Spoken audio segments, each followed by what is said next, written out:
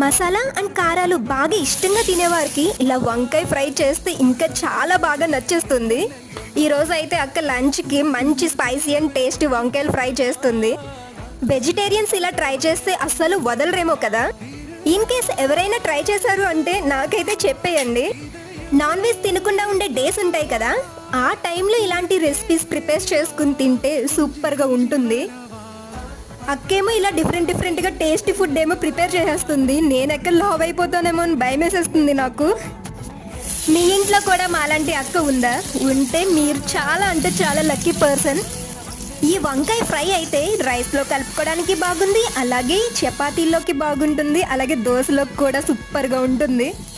ఇక ఫైనల్గా మన ఫ్రై అయితే కనుక ఫినిష్ అయిపోయింది. దీన్ని అయితే మాకే బాక్స్లో పెట్టేసుకోవడం కూడా జరుగుతుంది. Okay, thank you, bye.